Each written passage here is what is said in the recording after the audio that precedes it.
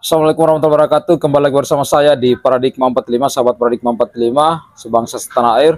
Semoga kita semua senantiasa diberikan kesehatan oleh Allah Subhanahu wa taala untuk senantiasa menjaga negara kesatuan Republik Indonesia. Baik sahabat Paradigma 45, kali ini saya kemudian akan menampilkan di mana sebuah video yang sangat luar biasa, cukup mengagetkan kita, yaitu bahwa Pak De Gusmar mewawancarai salah seorang muhibbin atau orang ini kemudian sudah menjadi mantan budak dari Bani Alawi, yang pada pengakuannya mengagetkan kita karena di salah satu poin dari pengakuan beliau bahwa beliau kemudian lama sekitar 25 tahun menjadi budak dan bahkan menjadi kurir atau dawir seperti apa yang dikatakan oleh Bapak ini, yang kemudian di mana tugasnya yaitu sering datang kemudian menagih atau mengantar surat kepada orang yang kemudian ingin melakukan pengajian untuk menghadirkan bosnya beliau atau ndoronya dia, yaitu habaib yang merupakan ndoro dari muhibbin yang sudah sadar ini.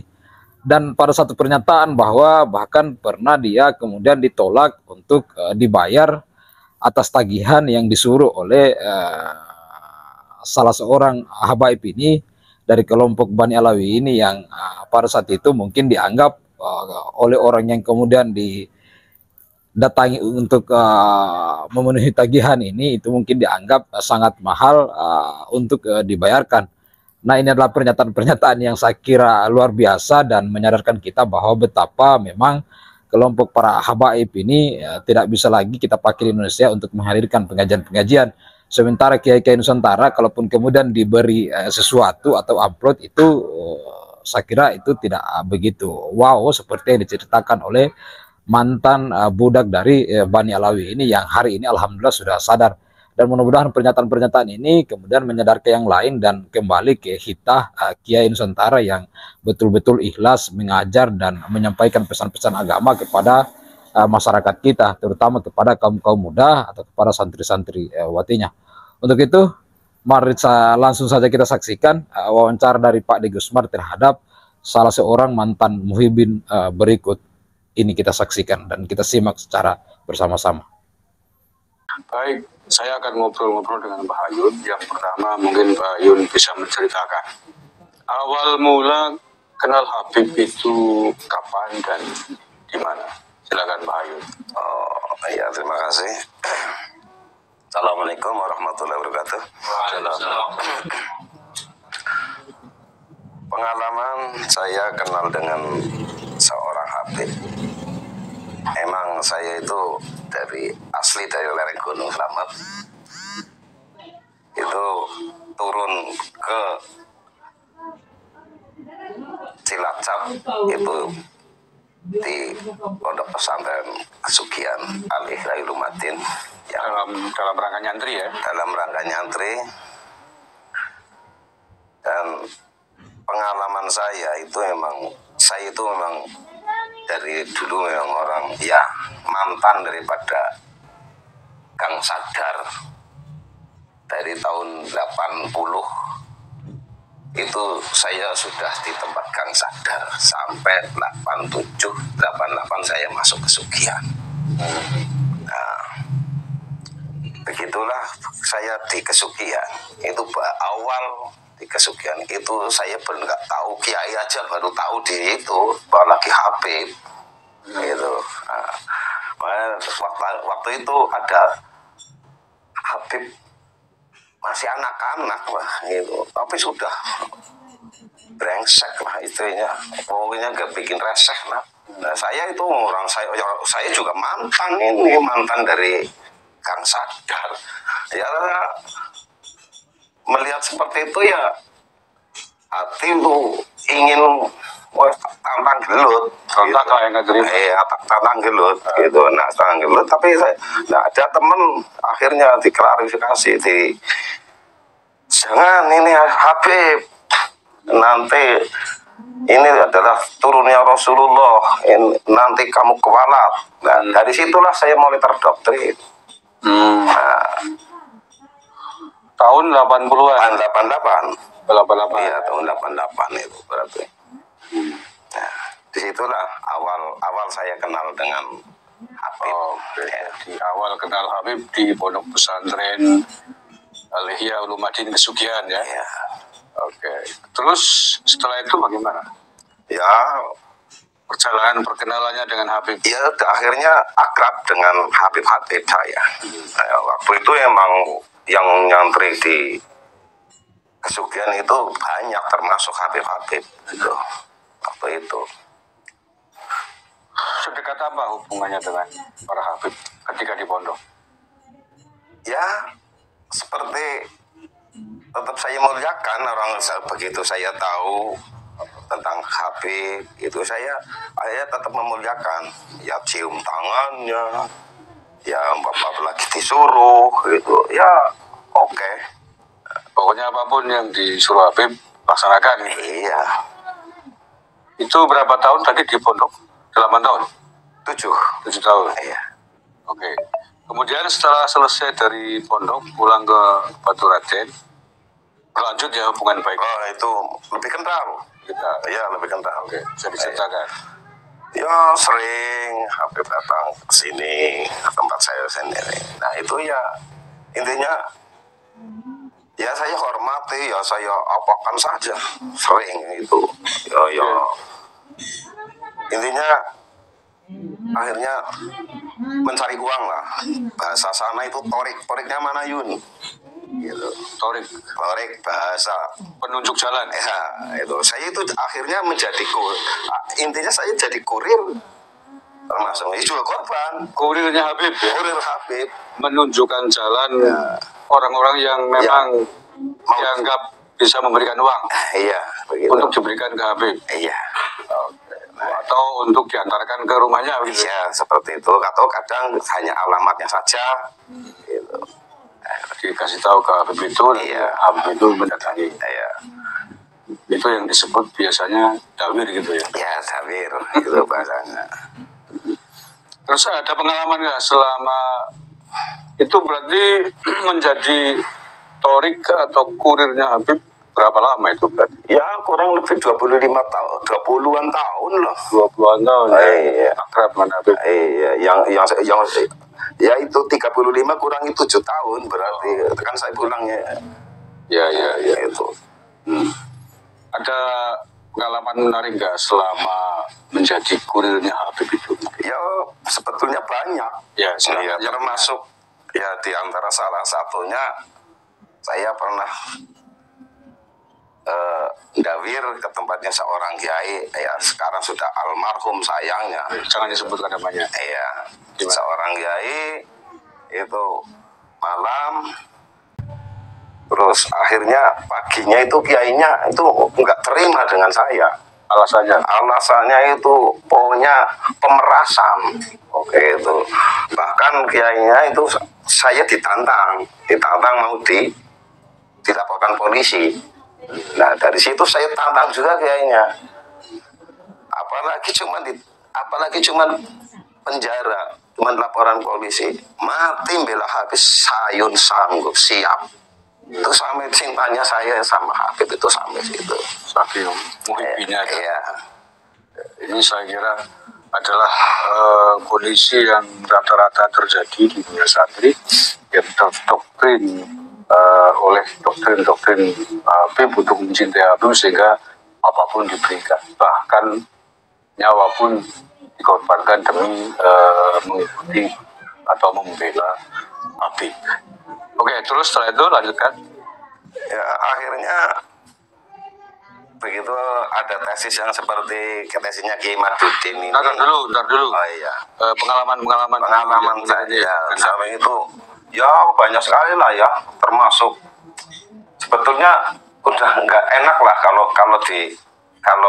sebetulnya akhirnya yang kesini datang hari Jumat padahal ya Habib dekat daerah itu bukan musafir lah termasuknya, itu nggak Jumatan ya biasa, padahal saya ledekin. Jumatan Mekah Habib. Nah, itu saya kasih ledek. Ada yang datang itu malah nggak subuhan, ya biasa. Tapi ya waktu itu ya saya bela saja orang itu memang bagi saya udah terdoktrin waktu itu yang namanya Habib semua, walaupun itu bajingan, walaupun itu apa saja, itu walaupun maksiat itu tetap cap surga, itu Harus dihormati. orang saya itu harus tetap mencintai waktu itu. Itu. Terus yang lain itu mungkin ya ini kan demi diambil hikmahnya. Nggak apa-apa, yang penting jangan disebutin namanya Habib ya. Ya sering ke tempat teman-teman kita, hampir teman-teman kita yang ada sekitar daerah saya itu hampir udah kena semua. Itu Saya uangnya. iya, yang amplop kalau Itu jumlahnya berapa biasanya kalau minta? kalau amplop itu nggak itu. Contohnya memuludan bagi amplop, Habib si A datang, Habib si B datang, nah itu contohnya itu yang ecek-ecek itulah. Yang ngocok-ngocok. Yang ngocok-ngocok ya ada itu. Sampai berapa? Oh, ada yang sampai yang terakhir aja ya, ini yang terakhir. Kemarin itu sebelum Masalah nasab. iya, sebelum Ramadan masuk itu termasuk terakhir. Itu ada yang 10 juta cung.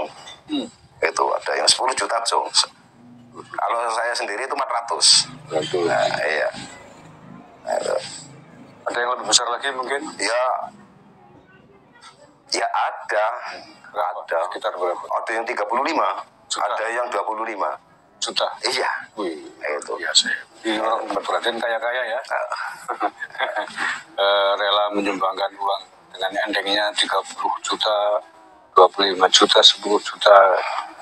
Itu bukti bahwa santri selama ini sesungguhnya sudah luar biasa muhibbinya dengan para habib. Oke, mungkin yang lain selain masalah dawir itu, perbuatan-perbuatan yang mungkin kita anggap maksiat lah atau tidak sesuai dengan syariat. Pernah ada Bang Ayun nemuin habib yang datang ke sini? Gimana? Yang perbuatan habib yang secara syariat itu melanggar? Pernah nggak? Ya itu tadi secara itu Ya yang luar ibadah. enggak sholat itu ya, Jumat enggak Jumatan, subuh enggak subuhan, itu termasuk. Ada yang kesini bawa orang perempuan, ya ada Pak. Istrinya mungkin. Bukan ada gitu. Tapi itu sama khusnudzon ya. Bahkan ada yang ganja, Buset. ada yang ganja. Oh, Gitu. Ya waktu itu ya itu ada teman tanya itu sedang masjid. Gitu. bukan masjid. Apa istilahnya? Sedang kebelung ya. Iya. Itu kalau itu teman dulu Itu habibnya masih hidup kan? kalau yang ganja itu cuman kasih, saya nggak tahu proses itu, cuma kasihnya itu 2 kali. Bukan teman dulu gitu. Itu ya teman baru lah, kemarin aja itu. Tahunya ganja dari mana? Nah, saya kan tahu Paham. dari aromanya, dari rupanya, itu lintingannya. Iya. Nah, itu dan dia sudah sempoyongan. Gitu. Ya, maklum karena beliau penguasa Gang Sahar, jadi paham lah dengan dunia begitu ya. Baunya aja paham lah. Ibarat seorang montir mobil kan, dengar suara aja udah kelihatan, wah ini karburatornya kotor, ini remnya, kita maklumi. Oke, ada lagi yang mau diceritakan mungkin pengalaman buruk dengan Habib? Nah, ya seperti apa sih Pak ya? Sebetulnya ya banyak sekali sebetulnya, tapi mau diperincikan ya Ya, hampir sama sebetulnya dengan yang diangkat di sana-sana itu Ya, hampir ya. sama. sama. Kalau yang terbaru kan ada kasus Habib selingkuh dengan istri orang, bermain wanita. Iya. Pernah? Oh, tadi udah disebutin ya. Iya. Yang lain udah enggak? Yang urusannya dengan perempuan.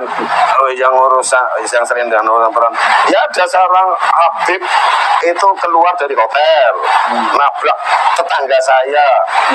Itu ya termasuk. Ada nabrak tetangga saya, meninggal.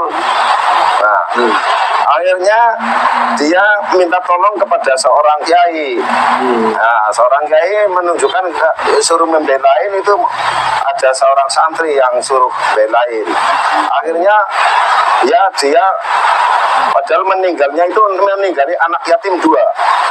Itu tanpa denda, tanpa penjara akhirnya. Itu ada ya. Oke, ini disclaimer dulu. Ini bukan dalam rangka mencari-cari kejelekan, tapi bukan. Tapi ini dalam rangka menguatkan data, fakta, bahwa tesisnya Kiai Maduddin Usman bahwa mereka bukan durian nabi. Ini adalah data-data dan fakta-fakta yang menguatkan. Jadi ini semakin kuat bahwa kalau kita mengatakan mereka bukan durian nabi, ini adalah data-data fakta-fakta yang mendukung. Jadi bukan karena dalam rangka mencari-cari kejelekan, bukan. Karena ini durian nabi, jangan kemudian dikotori oleh orang-orang yang mengaku sebagai durian nabi, tapi tidak bisa membuktikan. Dan justru fakta-fakta, bukti-bukti yang ada sebaliknya. Oke, kemudian hari ini Kang Hayun kan sudah sadar. Itu awal mulanya bagaimana ceritanya meyakini bahwa mereka bukan durian nabi? Ya, karena pertama itu saya melihat itu di YouTube itu ada tes yang mengungkap itu Kiai Maduddin itu. Jadi akhirnya saya itu pikir kok pas, maksudnya kalau saya tentang nasab saya nggak menguasai tentang sejarah, saya nggak menguasai, tapi saya fakta di lapangan. Gitu saya masa kalau turunannya Rasulullah benar yang seperti ini nah itu saya lebih kuat. Itu karena saya kuatnya itu dari situ, karena di lapangannya, bukan karena ya diawali memang dari tesisnya Kiai Maduddin dan sejarah-sejarah, tapi kan saya tentang ilmu nasab, kitab nasab saya enggak menguasai. Iya, sama iya, hanya taklid saja itu. Tapi taklid saya ya udah kebetulan alhamdulillah ya sudah nyampe ke tempat Kiai Maduddin sendiri, sudah langsung di sana alhamdulillah. Dan sejarah-sejarah ya saya hanya sebatas melihat di YouTube itu aja. Saya memang bukan ahlinya. Ikut mempelajari lah ya, iya, ikut mendengarkan saya pelajar, nah itu lebih kuat saya. Wajar. Sekarang percaya ya bahwa mereka bukan durian nabi? Oh, saya 100%. 100% percaya bahwa mereka bukan, karena hanya saya keyakinan dengan melihat faktanya ya. Ya, digabung berarti data, fakta ditambah penelitian manuskripnya Kiai Maduddin Usman dan kemudian ada cerita sejarah-sejarah ya. Akhirnya 100% tidak percaya bahwa tidak mereka percaya kalau saya yakin. Kalau saya yakin kalau durian Rasul betul, tidak mungkin akan maksiat yang seperti itu yang saya alami. Oke, yang terakhir Ayun, setelah percaya 100% bahwa mereka bukan durian Nabi, bukan durian Rasulullah SAW, sekarang Kang Ayun apa yang mau dilakukan? Ya, saya selalu termasuk menggembor-gemborkan ini kepada teman-teman yang terutama saya minta maaf, malah bahkan saya minta maaf dengan teman-teman yang saya dapiri. Yang saya minta maaf, itu yang pertama. Nah, itu yang kedua, saya itu selalu ingin, saya dulu mencarikan jalan ini ya, sekarang ya saya mencari kebenaran. Itu kan kebenaran ya. Iya. Seandainya ini kan belum lama bulan puasa kemarin, bahkan mungkin setelahnya sering ada Habib kesini. Kalau sekarang ada Habib kesini, apa yang akan Hayun lakukan? Ya kalau Habib sini saya hormati, kalau dia mau, kalau mau itu tamu, ya saya hormati kalau tamu. Masalah di situ, ya siapa yang mau menghormati tamu, itulah orang yang beriman. Itu ajaran Islam ya. Iya. Sebatas menghormati. Tapi kalau sudah macam-macam tamu ya saya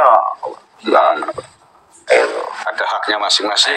Iya. Tapi kalau seandainya kesini lagi Habib. Iya. Dan mengaku saya Ahlul Bait. Terus saya tentang ini Beb, saya punya HP ini Beb, ini apa betul Beb. Oke. Nah itu. Kalau perlu mungkin suruh tes DNA mungkin. Nah, malah saya ingin sekali kalau itu. Itu semoga para Habib itu ya sadarlah, ayolah kita kembalikan Islamnya. Jangan mengaku-mengaku gitulah. Jangan aku turunan Nabi. Iya, itu jangan aku turunan Nabi. Dan ya wajar lah. Ya, kalau mau cari uang ya bekerja lah, gue atau berusaha. Yang jangan berusaha dawir gitu. Karena yang didawiri belum tentu rezekinya atau uangnya kepenak kan. Ya belum tentu. Ya kalau saya sendiri gitu loh Pak. Kadang-kadang ya memang saya jarang sekali, tapi kan saya toriknya utamanya. Iya. Penunjuk jalan. Iya, masa saya keluarnya uang sih nggak seberapa. Ayo, tapi saya mencarikan jalan. Ya. Oke, tapi tadi Pak Hayat sudah meminta maaf kepada katakanlah korban-korban yang sempat didawirin atas petunjuk jalannya. Mudah-mudahan ini dimaafkan. Baik, Hayun, terima kasih sekali atas ceritanya yang saya kira sangat bermanfaat, akan menjadi hikmah bagi kita semuanya. Betapa orang NU apalagi santri dulu sangat muridin kepada para habib. Tapi saat ini karena memang sudah ditemukan tentang bicara tentang nasab mereka mengkonflik tidak tersambung, bukan turunan Nabi, ya kita harus terima itu sebagai sebuah kenyataan. Mudah-mudahan para Habib Legowo itu yang kita inginkan, tidak usah lagi mengaku-ngaku sebagai zuriat Nabi sebelum bisa membuktikan baik secara catatan nasab, tes DNA ataupun yang lain, misalkan pengakuan dari narkoba dunia internasional. Sekian, terima kasih. Ada tambahan? Ada Pak. Oh, silakan. Ini saya ya bukan menghimbau, tapi ya dengan teman-teman, khususnya teman-teman Al-Ihya Ulumuddin, ya barangkali ini saya minta maaf banyak kesalahan pada teman-teman yang pernah saya dawiri, yang belum sempat saya silaturahim ke teman-teman Al-Ihya. Ya, saya minta maaf. Dan moga-moga teman-teman ya marilah kita sadarlah itu kalau belum tahu persis ya coba dikoreksi atau didengarkan atau dilihat tentang tesisnya Kiai Ahmaduddin itulah buat teman-teman. Moga jangan melihat hanya satu pihak saja gitu. Emang saya sih maklumi sekali ini sudah ya lama sekali sih ya terjadi yang seperti ini, terdoktrin seperti ini Bang, saking lamanya. Makanya ya saya maklumi sekali ya, dari yang teman yang masih muhibin, masih cinta dengan cinta pada habaib ya saya maklumi karena ini Pak. Tapi ya semoga jangan hanya melihat satu pihak gitu. Ya, kalau dilihat dua-duanya nanti akan tahu mana yang benar, mana yang tidak. Dibandingkan. Nah, kalau hanya melihat satu pihak saja ya ayo Selamanya akan menjadi muhibin. Ya, selamanya akan menjadi muhibin. Itu. Ya begitulah dari saya pada semuanya lah, khususnya teman-teman dan semuanya sajalah, intinya saya minta maaf, ada kesalahan, saya minta maaf. Gitu Pak. Sudah? Tidak. Ya, terima kasih. Sahari bila taufik walhidayah wal inayah. Wallahul muwaffiq ila aqwamit thoriq. Assalamualaikum warahmatullahi wabarakatuh.